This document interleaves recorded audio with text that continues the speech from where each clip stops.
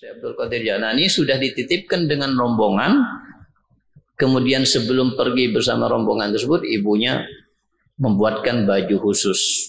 Yang baju khusus ini kantongnya itu berada di dalam bagian baju, bukan di luarnya. Tujuannya apa? Supaya kalau ada orang yang jahat, ada orang yang niat tidak baik, mau mengambil uangnya, maka tidak akan terlihat uangnya. Kenapa? Karena kantongnya ada di bagian dalamnya, bukan bagian luarnya. Dan ketika itu Syekh Abdul Qadir masih kecil. Bagaimana dicontohkan oleh beliau tanda-tanda daripada orang yang punya sifat nifak yang disabdakan langsung Nabi Muhammad SAW. Tidak haddasa kadzaba. Kalau ngomong berbohong, kalau berjanji melanggar janji, diberi amanat dia melanggar amanatnya.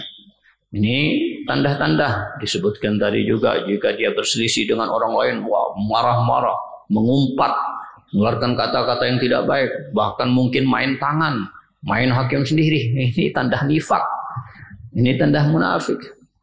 Ya sekarang ya banyak di antara kita terdapat di dalam dirinya sifat munafik, yang pernah berbohong, yang pernah melanggar janji, yang pernah juga untuk diberikan amanat tapi kemudian tidak melaksanakan amanat sebaik-baiknya, pinjam barang enggak dikembalikan pada waktunya, hutang tidak dibayarkan pada waktunya, dia sewa rumah, sewa mobil tapi tidak dijaga dengan sebenar-benarnya, dia mungkin juga ya menggunakan kitab temannya, kitab orang lain, pulpen orang lain, sandal orang lain tanpa izin, tanpa ridho.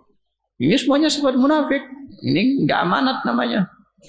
Ini enggak amanat. Berapa banyak di antara kita mungkin seperti itu.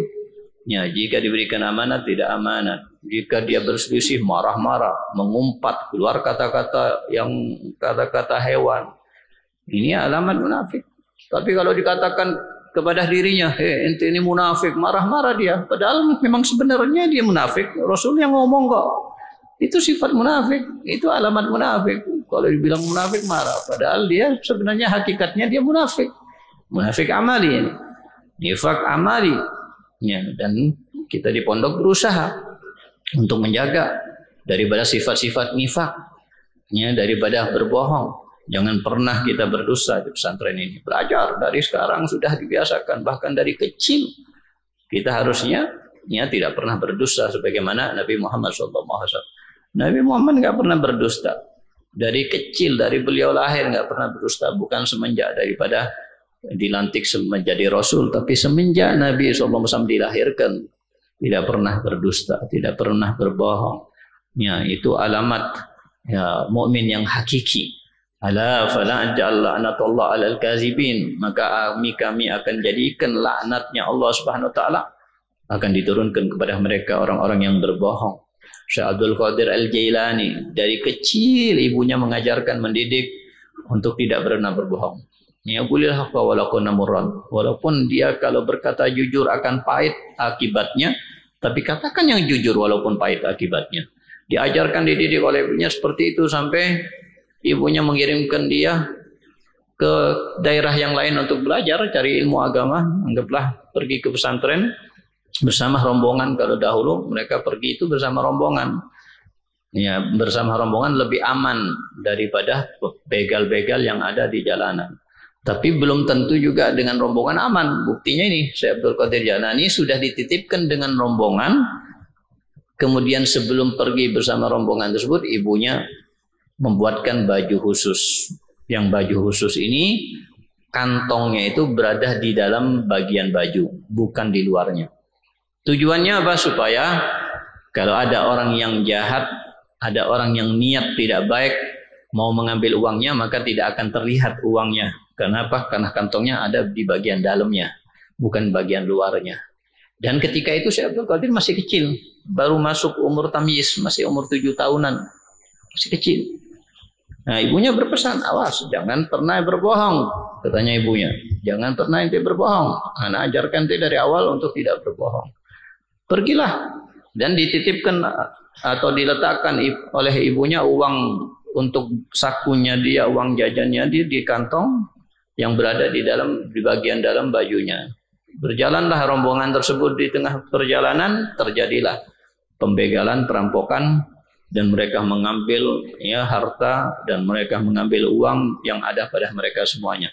Kemudian rais atau ketua daripada ya, perampok tersebut bertanya kepada anak buahnya, sudah diambil semuanya, sudah dirampas semuanya? Ya sudah, kecuali hanya anak kecil aja yang mungkin nggak punya uang, nggak bawa apa-apa, hanya anak kecil aja. Mana anak kecil itu?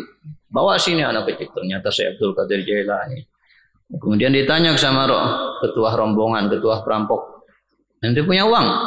Nanti bawa uang nggak? Iya, anak bawa uang. Terus nanti taruh mana uangnya? Kemudian ditunjukkan, anak taruh kantong. Mana nggak terlihat kantong itu? Kantong anak di bagian dalam. Mana? Buka. Ternyata dikeluarkan ada uangnya. Maka disitulah kemudian ditanya sama perampok tersebut, ente kok bisa berkata jujur? Padahal ente tahu kalau ente berkata jujur, uang ente akan diambil, akan dirampok, akan dirampas. Iya, katanya Syekh Abdul Qadir, namanya masih kecil. Dia lupa apa adanya ngomong. Aku sudah berjanji sama ibuku. Aku sudah nggak mau melanggar janji dengan ibuku untuk tidak pernah berbohong satu kali pun dalam keadaan apapun. Maka aku berkata jujur karena menjaga janji ibuku. Kemudian si perampok itu menangis, mengeluarkan air mata. Dia merasa bersalah. Dia sudah sudah besar, sudah dewasa, sudah tua. Tapi sekian banyak sudah melanggar janji dengan Allah Subhanahu wa Ta'ala. Sekian banyak mengambil hak orang lain, mendolimi orang lain. Maka disitulah kemudian ketua perampok itu mengatakan kepada anak buahnya, mulai sekarang anak taubat. Mulai sekarang anak kembali sama Allah Subhanahu wa Ta'ala. Anak sudah terlalu banyak melanggar janji dengan Allah Subhanahu wa Ta'ala. Sedangkan anak kecil ini satu janji aja yang dibuat oleh ibunya nggak pernah dilanggar oleh anaknya. Sedangkan aku berjanji sama Allah untuk melaksanakan sholat, untuk tidak bermaksiat, untuk tidak berbuat dolim. Tapi aku melanggar janjiku dengan Allah Subhanahu wa Ta'ala. Bertobatlah si ketua perampok itu. Ketika dia menjadi taubat kepada Allah SWT, anak buahnya mengatakan, Anta raisuna, Anda adalah ketua kami. Kalau Anda bertobat, maka kami semuanya pun juga akan bertobat kepada Allah SWT. Semuanya tobat. Berkat apa? Berkat kejujuran. Ya, berkat as-siddiq. Andai kata nggak jujur, nggak akan terjadi taubatnya mereka. Maka inilah yang diharapkan untuk kita jaga lisan kita. Jangan berkata dusta dalam keadaan apapun. Berkata jujur. Ya, walaupun ente ditanya, kalau ditanya akan menyebabkan madarat, akan menyebabkan ta'zir, akan menyebabkan hal-hal yang tidak enak yang ente akan dapatkan, jujur nggak apa-apa. Lebih baik jujur daripada nanti di akhirat dituntut oleh Allah Subhanahu wa Ta'ala. Ada alamatul munafik, disebutkan juga di antara alamat munafik adalah ya yang disebutkan di sini, idza hadasa kadzaba wa idza wa'ada akhlafa. Kalau berjanji melanggar janji. Nabi kita Nabi Muhammad SAW pernah berdagang di Syam, mengambil atau membeli dagangan di Syam.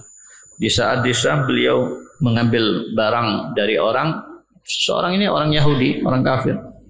Dan kemudian Nabi berjanji untuk membayarnya, tapi setelah 3 hari.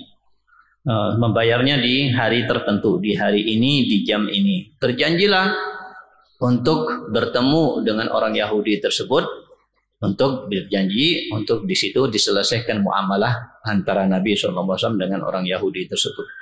Di hari ini, jam sekian, di tempat ini. Nabi datang di hari yang sudah disepakati, di tempat yang sudah disepakati, di jam yang sudah disepakati, tapi Nabi tidak mendapatkan orang Yahudi tersebut. Bahkan Nabi SAW menunggu dari siang sampai malam, dari malam sampai pagi lagi, sampai siang lagi, sampai malam lagi, sampai siang lagi, sampai malam lagi, sampai pagi lagi, sampai 3 hari. Setelah 3 hari baru datang orang Yahudi. Kaget orang Yahudi itu, loh, kamu di sini? Ana lupa dengan janji itu. Ana kira sudah selesai muamalah kita.